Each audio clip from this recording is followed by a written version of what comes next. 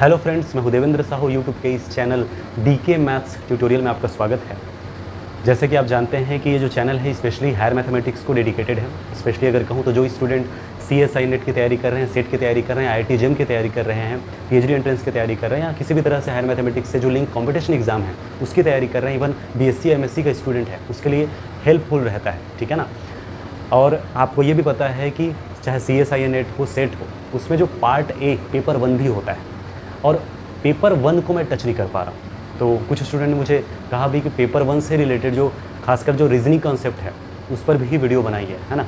तो मैं एक तरह से कहूँ तो ये दूसरा सेशन होगा और ये कंटिन्यू चलेगा, है ना। अपना जो हायर मैथमेटिक्स का जो चल रहा है वो तो एक चलेगा ही, है ना। इसका भी मैं वीडियो कंटिन्यू अपलोड करने वाला हूँ, है ना, क्योंकि ये भी बहुत इंपॉर्टेंट रोल प्ले करता है, और खासकर सेट एग्जाम में तो बहुत इंपॉर्टेंट रोल प्ले करता है। क्योंकि सेट एग्जाम में बेसिकली आपको पता है कि 2 पार्ट रहता है, 2 पेपर रहता है। पेपर 1 में 100 मार्क्स का रहता है, पेपर 2 आपका 200 मार्क्स का रहता है। तो पेपर 1 में रीजनिंग बहुत इंपॉर्टेंट रोल प्ले करता है। और इसी तरह से अगर मैं नेट की बात करूँ, CSI या नेट की, उसमें भी पार्ट A में, है ना, चाहे साइंस बैकग्राउंड में बात करो, चाहे आर्ट्स बैकग्राउंड में बात करो, उसमें रीजनिंग का बहुत इंपॉर्टेंट रोल है। आपको जैसे आप जानते हैं कि जो CSI या नेट होता है उसमें 5 साइंस के जो सब्जेक्ट हैं, है ना, उसमें पार्ट A और पार्ट B और पार्ट C होता है। पार्ट B और पार्ट C तो सब्जेक्ट रिलेटेड है, लेकिन जो पार्ट A होता है ना, वो टोटली रीजनिंग से रिलेटेड होता है। साइंस बैकग्राउंड में टोटल रीजनिंग होता है, पार्ट A ध्यान रखना, है ना। पार्ट A जो है 30 मार्क्स का है, वो टोटली रीजनिंग होता है, और जिसमें 4 चीज़ें हैं: mathematical reasoning, logical reasoning, data interpretation and numerical ability करके। और जब मैं बात करूँ सेट या फिर UGC नेट का, तो UGC नेट में तो, है ना, पूरे आर्ट्स के और कॉमर्स कैसे मिलाकर टोटल 83 सब्जेक्ट्स, 83 पेपर बनते हैं। उसमें 2 पेपर होता है, जो एग्ज़ाम होता है उसमें 2 पेपर होते हैं, पेपर 1 और पेपर 2। पेपर 1 में, है ना, चाहे वो सेट की बात क्यों ना हो, पेपर 1 में ये चारों इंपॉर्टेंट टॉपिक फिर भी, है ना, एग्जिस्ट करते हैं और बहुत इंपॉर्टेंट रोल प्ले करते हैं। ठीक है ना। अब सेट तो कॉमन है, सेट तो साइंस बैकग्राउंड वाले भी दिलाएंगे ना भाई, और आर्ट्स है, कॉमर्स है, सभी बैकग्राउंड वाले दिलाएंगे।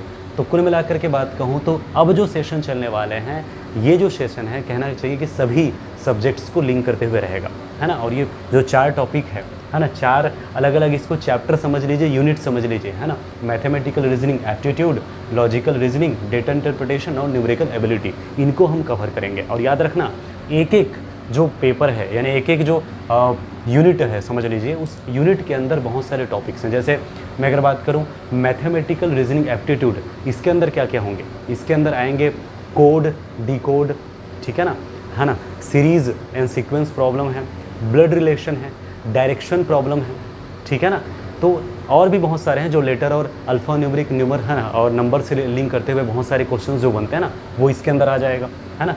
लॉजिकल रीजनिंग की अगर बात करेंगे तो लॉजिकल रीजनिंग के अंदर, है ना, बहुत सारे जो डायग्राम से रिलेटेड जो क्वेश्चंस बनते हैं, है ना, वो आ जाएंगे, है ना।